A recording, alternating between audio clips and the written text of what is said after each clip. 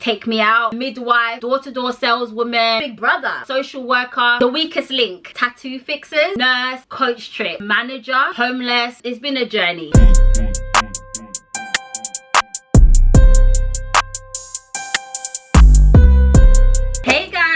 Popping, what's cracking, lacking? Hope you guys are good. Today's video is something that you guys have been asking me about, keep reminding me to do ever since I mentioned it briefly in Who Knows Me Better, my brother or my daughter video. One of the questions in that video was how many TV shows have I been on, and I did say in that video that if you guys want me to actually do a video talking about all the TV shows that I've been on, let me know. And I'm finally filming this video, okay? I'm sorry for the delay, okay? I know that not everyone's gonna really be interested in this, so don't worry about it. You don't have to watch this video. I'll see you in the next one. But I really wanted to do this video for those of you who have been asking me to film this video, and I think it's actually quite a good video for me to film because I think it will be a really good way for you guys to kind of understand my journey personally as an influencer, as a content creator, as a YouTuber. I can't believe I've been calling myself a YouTuber, something that I've not been really trying to embrace. I've kind of been steering away from giving myself that title, but you know what, I decided that I'm just gonna embrace it. I'm just gonna just own it, and I am really trying to work on being more consistent on YouTube. So yeah, it's baby steps, but I'm gonna get there, okay? In this video, I'm actually also going to talk about the jobs that I've had over the years, because I have had a lot of jobs, okay? Like, I did not just wake up and decide that I want to have Instagram followers and I want to create content on Instagram and I want to make videos on YouTube and this is what I want to do with my life. No, that definitely was not the case. I have had a journey when it comes to doing the things that I enjoy, trying to earn a living and trying to get by, basically. So yeah, it's been a journey. I'm gonna take you guys through this journey of mine and all the jobs I've had, all the different career paths I've gone down, and how all of that has also involved me being on several TV shows. Yeah. I'm gonna first of all just give you guys a little bit of a background story, okay? Most of you already know I was pregnant at 17, gave birth to my daughter at 18. When I had my daughter, I was in college. This was the second college that I had attended. The first college that I attended, I did performing arts, English and maths as A-levels. Before I got pregnant with my daughter, I had then moved on to a different college. I wasn't really too sure what I was gonna do with the A-levels that I had done. I love drama, I love performing arts from when I was in school, but I wasn't really too sure what I was going to do with the subjects that I chose. I'm literally one of those people who for their whole life just didn't know what it is that I wanted to do with my life. I had so many different passions, I had so many things that I was interested in, there were just so many things that I wanted to do. I couldn't just pick one thing. Like, definitely wasn't that person who knew from when they were like 3 years old they wanted to be a footballer or they wanted to be a scientist or they wanted to be a lawyer or anything like that. I literally spent most of my life as a teenager and into adulthood not really knowing exactly what it is that I wanted to do or what career path I wanted to go down, because I just had so many different passions and so many things I wanted to do and try. So that played itself out in my education process. After I finished secondary school, I was very much that person that went with the flow. Whatever was of interest to me, I would pursue it for a little bit and then I'd find something else interesting, pursue that for a little bit. So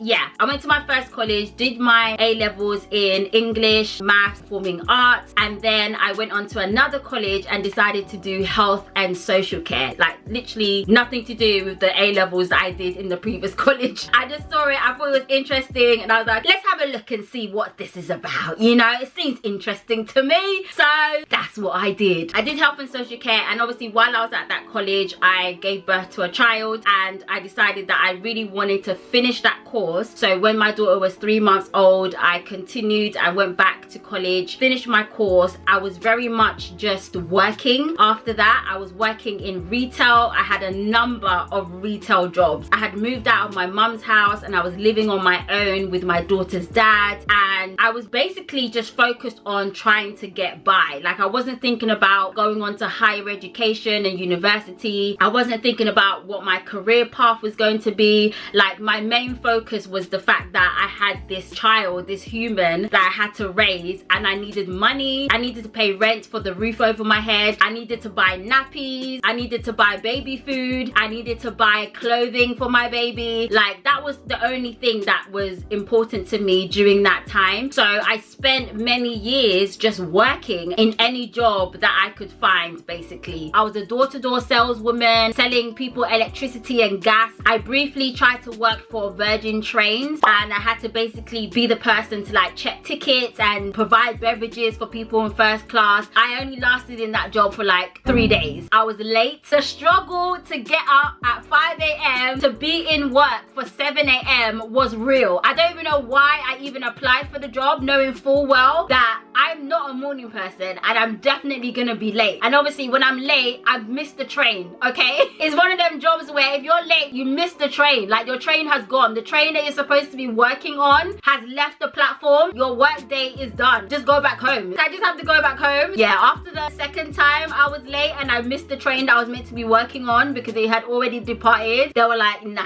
you're fired. See ya! See ya! I worked in Gap. I worked in Marks and Spencer's twice. Selfridges as well. Selfridges was actually one of my favorite retail jobs to do. Like, I absolutely enjoyed my experience working at Selfridges. I made so many friends and I really actually enjoyed going into work. I wasn't thinking about progressing in the job, but somehow I did. I moved up to the lingerie department from the Christmas department.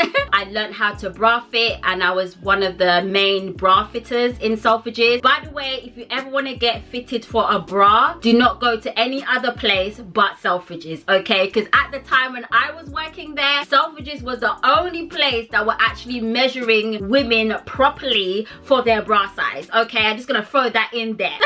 I became a proper expert at bra fitting when I was in Selfridges. I could literally look at you and know what size you were before I even got my tape measure out, you know? That skill has actually been embedded in me. Even till now, I can literally just look at a woman, look at her boobs and know what size she is.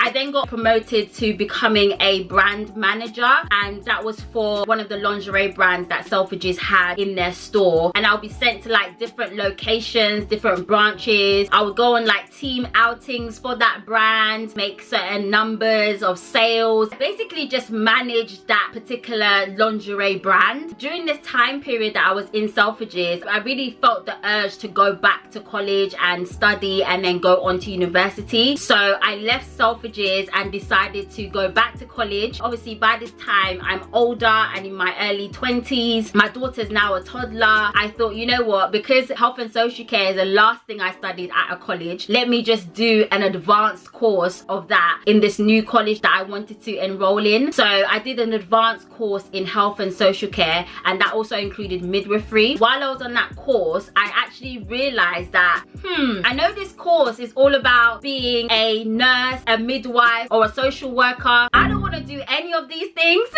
I kind of realized that no, actually I don't want to be a nurse. I don't like needles. I don't want to have to like inject people with needles. I don't want to have to take anybody's blood. I don't want to work in a hospital. I don't even like hospitals. I don't want to be a midwife. Being a social worker just seems like way too much responsibility. Like, I don't want to do it. When we were applying for universities, I was looking through so many different prospectuses, different websites for different universities, and trying to figure out what can I do with this advanced level course that I've taken. Like, what can I actually do outside of being a nurse, a social worker or a midwife? And I stumbled across a job called occupational therapist. I had never heard of it before. I had no idea what an occupational therapist was, what they did. I did my Googles, I did my research, read up on, you know, the salaries of an occupational therapist, and I was like, okay, I can actually make some good money if I do this job. The job description was dependent on which field I went into. into as an occupational therapist. So I was like, okay, so I've got options. I don't have to work in a hospital. I could literally work in so many different places. It was interesting, so I thought, okay, cool, let me see what this is about and go with it. So I applied for university, did my occupational therapy course, graduated, and I landed my first job at a special needs school for children with autism. While I was at uni studying this course, I was able to go on several different placements, and these placements helped me to gauge what kind of occupational therapist that I wanted to be. I decided that I wanted to work with young children with special needs, but in a more relaxed setting, so not in a hospital where I had to wear my uniform, because that occupational therapist uniform, not my style at all. It was just way too formal for me, and if you knew me, you would know that me and being formal was literally like, nah. I'm the kind of person that would rock into university with blue hair, green hair, purple hair, like my winged eyeliner would be all the way there. So working in a very formal environment was definitely not me at all, and I really like the idea of just being able to dress how I want and be free. I want to wear whatever I want to wear. And in that role, as much as it was a professional role, I had the opportunity to show up to school with my green hair, wearing whatever I wanted. The school itself was very creative. It was a very like colorful and creative school. I was able to, you know, still be myself to a certain extent. I've always been someone that has really loved being creative with the way that I dress. I've always been into fashion. I've always been into doing crazy hairstyles and just expressing myself through the way that I look, the way that I wear my hair. So any job that was going to kind of restrict that was very much something that I wasn't really into or interested in. I really wanted to be able to like do something where I could be myself, express myself, and still hold on to my personality. So while I was working at this school, I also started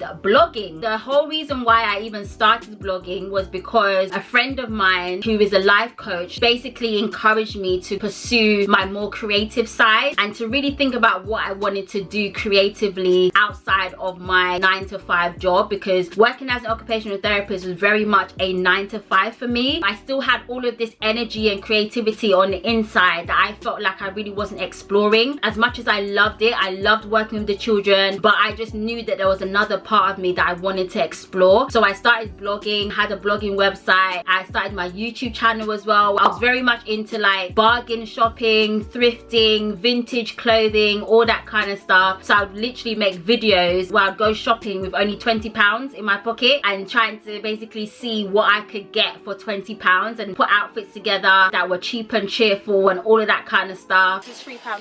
It's like a, what's this material? Velour kind of material. Very good.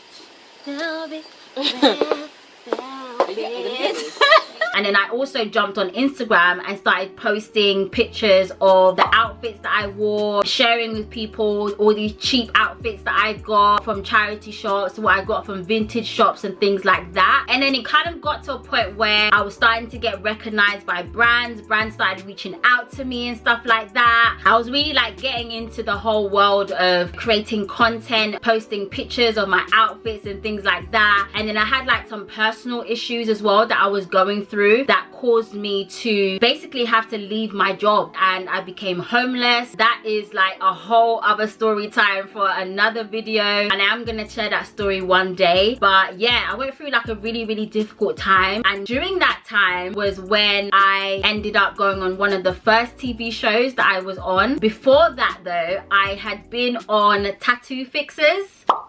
Yes, and this is the tattoo that was tattooed on the Tattoo Fixer show. Yeah, basically on that show I needed a cover up. The tattoo that I had underneath this floral thing that I've got going on here was a tattoo that I had gotten when I was 19 years old with my daughter's dad. It was his idea for us to get a tattoo and put our names on each other's arms.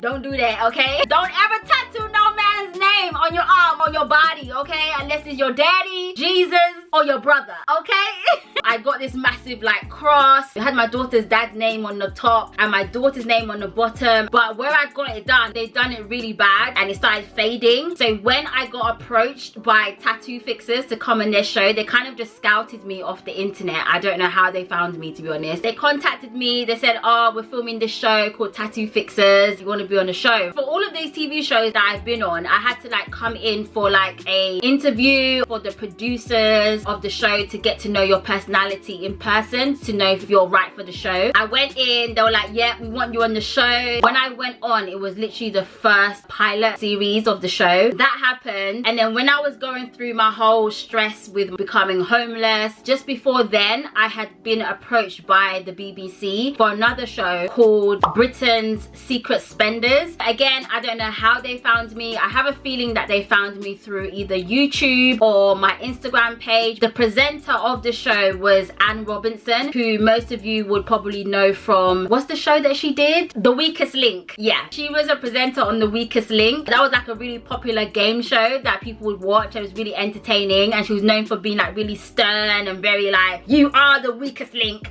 goodbye. She had this new show that she was doing, and the producers, the researchers had found me as someone that promotes cheap and cheerful shopping. And on the show there were like different types of people who spent their money in different ways. When we were filming the show, Anne Robinson came to my house and she discovered that I literally had so many clothes. I had so many clothes, so many shoes. I had basically become a hoarder, okay? I was a hoarder. I was getting so many things for so cheap. I was very much addicted to shopping, just buying things because they were cheap. So yeah, I kind of became a hoarder of cheap and cheerful clothes. I just couldn't stop shopping. I couldn't stop buying things because I would tell myself that, well, it's only £3, it's only £1, it's only £2, it's only £5. And before you know it, I literally had bags and bags and bags of clothes and shoes all over my house. It was very strange at that time. On that show, I basically got to take Anne Robinson around all these cheap and cheerful shops that I would go to. I took her to Primark, and it was her first time ever going into Primark. Soon after filming the first part of that show, I then became homeless and I had to put all of my stuff in storage, and they filmed a second part of my segment on the show where it basically showed me going through that process. And it was kind of difficult because when it finally aired on primetime TV, it really opened me up to, you know, criticism from people all over the UK. And I did get a few people trying to come for me as a mother,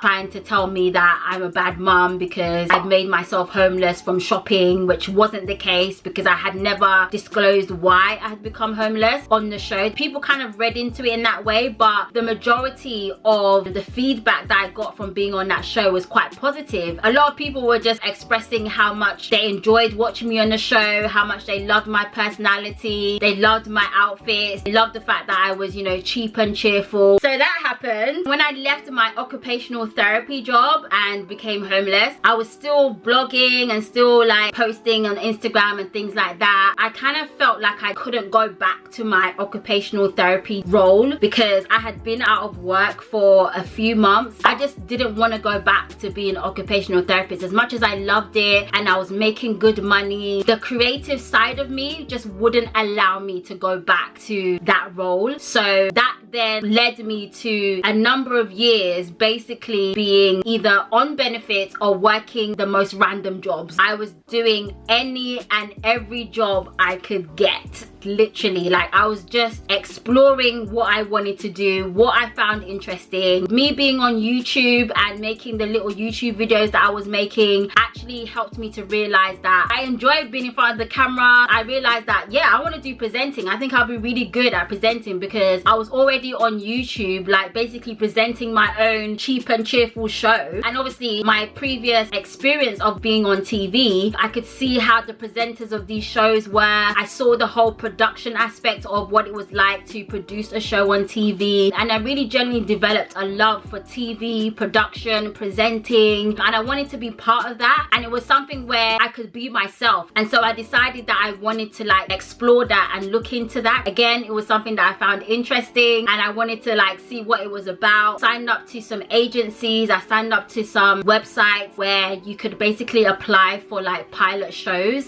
and I was basically getting callbacks. I was getting booked for different random pilot shows. A lot of these shows that I was on didn't actually get to air on TV, but they were filmed as though they were going to be aired. When it comes to like TV shows, they'll do a pilot and they'll test it out basically to see if it's something that could actually be successful to go on TV, or sometimes they've already received the backing for it to actually go on TV, but they still have to film a pilot. So yeah, I became that person who was either an extra or a contestant on a TV show. A lot of them were like TV game shows, and I was getting booked for so many different things. Although I wasn't making a lot of money, like I barely made any money, I was on and off benefits at the time while trying to pursue this TV career. I just really loved the experience. I just enjoyed being on set. I enjoyed the production aspect of it, seeing all the crew come together. I didn't really care if I was on set for hours at a time and barely getting paid crumbs. I just really enjoyed being there. I enjoyed the atmosphere of being part of production, of being a runner, of being an extra, of being a contestant on this random game show. It was just so much fun for me, and I got to meet so many different people. I was also applying for like regular jobs as well. I worked as a nursery playtime assistant. During the summer, I actually also got to work with teenagers on like a summer camp. I was a coordinator. That was also fun. Other job that I did was working for BET International, to be specific. That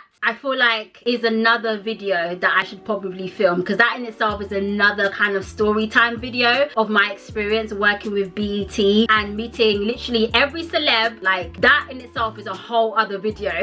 If you guys want me to film that and share that, then like this video and comment below and let me know. But yeah, working with BET was definitely an experience, and I've got so many videos and clips that I can share with you guys. I even forgot to mention that one of my other many jobs was like an online retail e-commerce manager. One of the cheap and cheerful shops that I used to go to was a shop called Risky, and the owner of the shop ended up basically asking me to help him to run the online version of his shop, and that's what I did. I got models together to shoot the outfits, a photographer. Like I literally had my own like business running this cheap and cheerful e-commerce retail shop. I got to make some money from it, and it was definitely a great learning experience for me. I also got to work as a personal assistant for the beautiful Sarah Jane Crawford, who is a British TV and radio presenter, and I had some amazing experiences working for her. And then the more I was getting into all of this TV stuff, I started getting people messaging me on Instagram to like host events for them, host shows for them. So I started doing like presenting stuff in that way and getting paid. And then one of the shows that I went on, which is actually quite a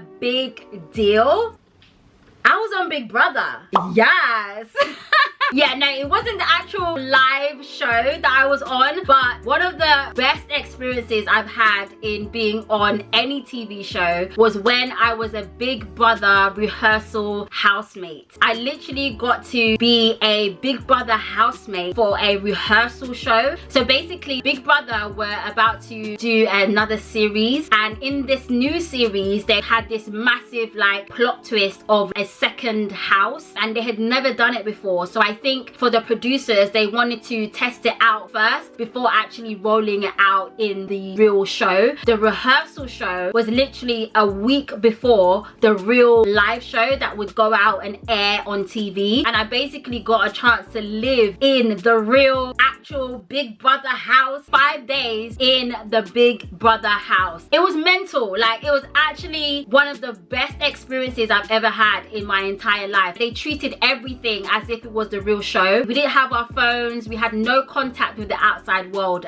at all. And we did the whole entrance thing, you know, when they enter the house and they wave at the crowd and the doors open and they go in. The audition process of the show was very intense as well. I think I went to like 3 different auditions. The way the auditions were set up was as if you were actually applying for the real show. So when the real show actually aired, the people that were on the real show, I had already met them during the audition process. So they basically handpicked 2 groups of housemates. One were gonna be for the real show and the other were gonna be for the rehearsal show. We were all part of the audition process together. I met some very interesting and amazing people while I was a Big Brother rehearsal housemate. I don't even know how to even explain in words how amazing that experience was. Like, it was so good. We had drama, we had falling outs, we had people who were moles for the producers, we had people trying to escape. Like, it was literally drama. You see how actual Big Brother is, where there's drama and fighting and people not getting on. Like, all of that happened. We had all these different crazy challenges that we had to do. Literally the whole process of what the Big Brother show is, we literally lived it. And the thing is, we weren't allowed to tell anyone. We weren't allowed to tell any of our family, any of our friends. We couldn't say a word to no one about what we were doing. And they confiscated our phones. Like, even when we came out, we couldn't tell anyone that, oh yeah, I just spent a week in the Big Brother house as a rehearsal housemate. Like, I couldn't even tell no one. I don't even know if I'm even supposed to even be sharing this here on YouTube now, even though it's like years later. That was sick. Like, I can't lie, that was an amazing experience. And it's like such a huge fun fact about me that I love and that not many people really know about, because I couldn't really talk about it. From being in contact with the producers and the researchers and people who work for the Big Brother show, I got a chance to actually be on Big Brother's Bit on the Side, which is basically like the after show of the main show. So that was another like TV show that I was on, where I got to be part of the audience on Big Brother's Bit on the Side. There was also like other game shows and things that I was on as well, that I was part of the pilots for. I got to meet Paddy McGuinness, who's the presenter of Take Me Out. He did a game show that I was on that was actually aired on TV. And the main reason why I was booking all of these TV shows and all of these pilots was just based on my personality and just seeing that I would be a good fit for the show. And like, I can't even name all of these other smaller shows that I was on. I was literally on every show. I was literally just on every show that was going at the time, okay? And then the other TV show that I had a very, very crazy experience on was Coach Trip. Coach Trip was crazy, okay? It's fashion blogger friends Amina and Breenie, who are the opposite of quiet. Loud. Coach Trip was a ride. I went on Coach Trip with my friend Breenie Lee. You guys might know her. She's also a YouTuber and influencer. We both went in for an audition. The producers loved us, loved our chemistry as 2 friends, decided that they wanted us on their show. Those of you who are not familiar with Coach Trip is basically a show where there's a presenter called Brendan. There would be like 10 couples on the show, and the couples would consist of friends, partners, siblings, whoever. We would basically travel to different parts of Spain, basically move from different hotels, different areas of Spain, and end up at a final location. In each area, there'll be like a challenge that we needed to do or an activity that we needed to do. Amongst the group, we would basically vote each other off if we're not getting on, or if we're not working as a team, or if people just didn't like each other. It was literally like a very long holiday that was jam-packed with activities, moving from hotel to hotel, villa to villa, and having to interact with complete strangers who basically decide that they don't like you and vote you off the show, basically. What I loved about being on Coach Trip was just being able to travel, being able to explore a city and get to do all of these crazy activities that I would never be able to do on a normal day. It was just literally like a once in a lifetime experience. Breenie didn't really enjoy the experience as much as I did. I might have to probably film a story time video with Brini about what went down on Coach Trip, because Coach Trip was a lot. I think Coach Trip is probably the show that I get recognized from the most. Coach Trip and Tattoo Fixers, mainly because they air the episodes of the show quite frequently, like on TV, so more and more people got to see the episodes that I was on, if that makes sense. I still get people DMing me saying, oh,